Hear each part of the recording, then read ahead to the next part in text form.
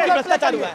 झूठ और सच की पहचान ये है, झूठा आदमी बीच बीच में चिल्लाता है, सच्चा आदमी चुप खड़ा रहता है। झूठ और सच की तो सीधी पहचान, जो झूठा होगा, जितना फ्रॉड होगा, जितना झूठा होगा, उतना चिल्लाएगा बीच बीच में। साथियों, भाजपा जब भी भ्रष्टाचार की बात करती है, अपना भ्रष्टाचार तो देखती नहीं है, विपक्ष हमेशा विपक्ष पे भ्रष्टाचार पे ढूंढती है और इतिहास में चली जाती है।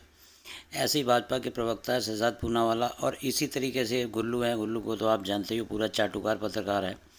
तो आज की डिबेट में आप देखेंगे कि राजकुमार भाटी ने अच्छे तरीके से उनको जवाब दिया है कि पिछले 1 महीने के अंदर जितना भ्रष्टाचार भाजपा के अंदर हुआ है उतना तो कहीं भी नहीं हुआ, और सारे भ्रष्टाचारी आज की डेट में भाजपा के अंदर ही शामिल हो चुके हैं। तो डिबेट बहुत शानदार है साथियों, डिबेट में तक बने रहिए और चैनल को सब्सक्राइब जरूर कर दीजिएगा। तो चलिए वीडियो शुरू करते हैं। पिक्चर चालू करो बे। अच्छी तरह सुनिए, धमाका है ये। देखिए, विवेक जी भी इंतजार कर रहे हैं, सत्यप्रकाश मिश्रा जी भी इंतजार कर रहे हैं और भाटी जी भी इंतजार कर रहे हैं। राजकुमार भाटी, ये गाना गाया जा रहा था कितना बदल गया इंसान, और क्या आपको लगता है कि पॉलिटिकल सीजन में, यानी चुनावी सीजन में तो बहुत सारे आरोप लगाए जाते हैं, लेकिन भ्रष्टाचार के विषय पर नीयत में किसकी खोट दिखाई देती है? पॉलिटिकली क्या आपको लगता है कि भारतीय जनता पार्टी अपने स्टैंड में अडिग है कि हम भ्रष्टाचार के खिलाफ खड़े हैं और खड़े रहेंगे? चलो भाई, देखो अब मैं क्या करता हूँ।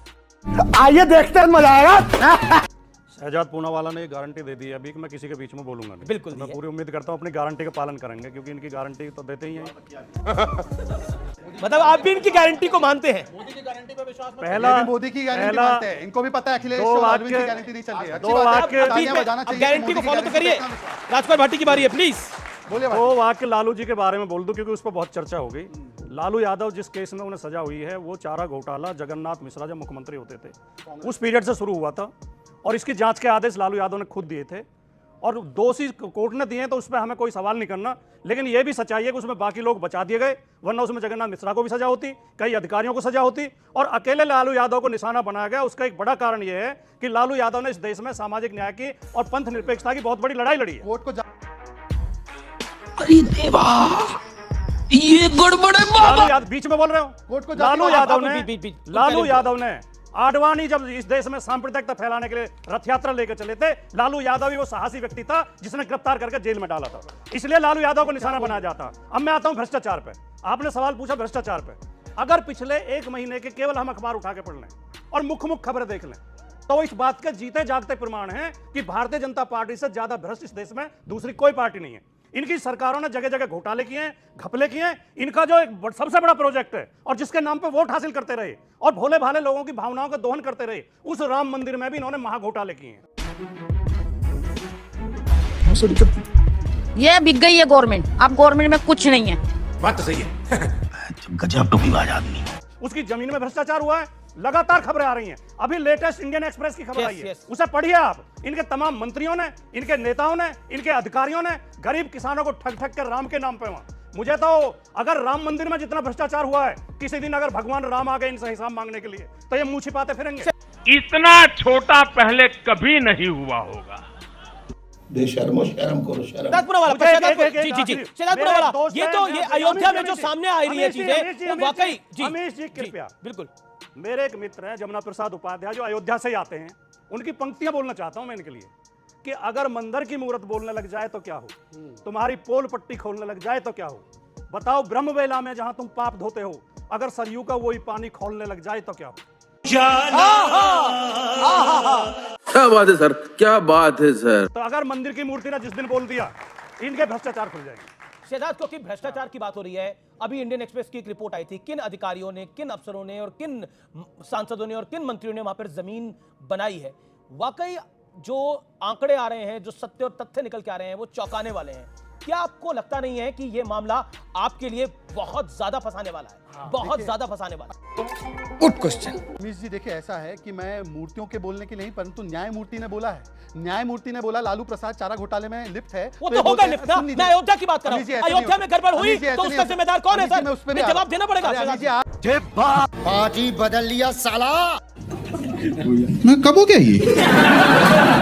कब हुआ कब उसी पे जवाब दे रहा था। आप बिल्कुल, पेशेंस तो रखिए जी। पेशेंस तो रखिए। आपके पेशेंस को क्या हो गया भाई? मैं कह रहा हूं कि जब न्यायमूर्ति पूरा आपके सामने प्रमाण देखकर न्यायालय का फैसला आए तो ये कहते हैं न्यायालय जातिवादी है। जगन्नाथ मिश्रा कौन सी पार्टी से थे भाई? पहले वो तो बता दीजिए। कांग्रेस से थे। अरे भाई अभी आपने कहा तो उसका क्या मतलब हुआ कि सामाजिक न्याय की लड़ाई लड़ी? अब बताइए। एक सेकंड, इन्होंने कहा, इन्होंने क्या कहा? मैंने कहा इन्होंने क्या कहा? नहीं, न्यायालय जातिवादी मैंने कहा है। इन्होंने क्या कहा?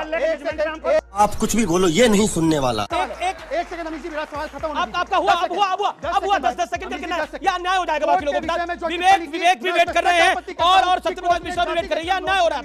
शायद मेरा निवेदन स्वीकार करिए। ओके, राजकुमार भाटी, देन सत्यप्रकाश मिश्रा। शहजाद पूनावाला की इस बात के लिए तो तारीफ करनी पड़ेगी कि बहुत जल्दी इन्होंने बीजेपी के सारे हुनर सीख लिए। जिस तरह बीजेपी गुमराह करती है, इधर उधर घुमाती है बात को। पहले तो कांग्रेस में होते थे, अभी थोड़े दिन बीजेपी में हुए, लेकिन हुनर बहुत थे। आप अब आप बीच में बोल रहे थे। मैं नहीं बोला, कल तक बीच में बोल रहे हैं। मैं नहीं बोला। छुट भैया सब बोला। अब बताइए। एक जिस रामपथ की ये बात कर रहे हैं, वो रामपथ कई जगह से धंसा है। सारी मीडिया में रिपोर्ट है। अभी बताइए अमीर वो जी। बीच में हर बात पे बोलते रहोगे तो कैसे नहीं, ये हर बात पे ये बोलते रहेंगे। नहीं, अपनी एक किसी ने वो ट्वीट किया था, एक वीडियो डाली थी कि रामपथ में हुआ, मैंने उस पर कमेंट किया। जब इन्होंने कहा कि वहां का नहीं है तो आप मेरी ईमानदारी देखिए, मैंने तुरंत डिलीट कर दिया। लेकिन रामपथ भी धंसा है। ब्राजील की सड़क को यार फिर चिल्ला रहे हैं, फिर चिल्ला रहे हैं, देखिए फिर चिल्ला रहे हैं। ये एक एक करके अपनी बात को रखो। अयोध्या के राम मंदिर के मुख्य पुजारी आदरणीय श्री सत्येंद्र दास जी ने खुद बयान दिया है कि गर्भगृह की छत टपक रही है, इसमें भ्रष्टाचार हुआ है। ये मेरा बयान नहीं है, ये सत्येंद्र दास जी का बयान है। नहीं, उन्होंने ये नहीं बोला भ्रष्टाचार यही झूठ है। नहीं, ये चिल्लाएंगे, ये चिल्लाएंगे। नहीं, उन्होंने ये नहीं बोला कि भ्रष्टाचार हुआ है। झूठ और सच की पहचान ये है। झूठा आदमी बीच बीच में चिल्लाता है, सच्चा आदमी चुप खड़ा रहता है। झूठ और सच की तो सीधी पहचान। आप प्ले कर दीजिए। जो झूठा होगा, जितना फ्रॉड होगा, जितना झूठा होगा, उतना चिल्लाएगा बीच बीच में। बात तो सही है।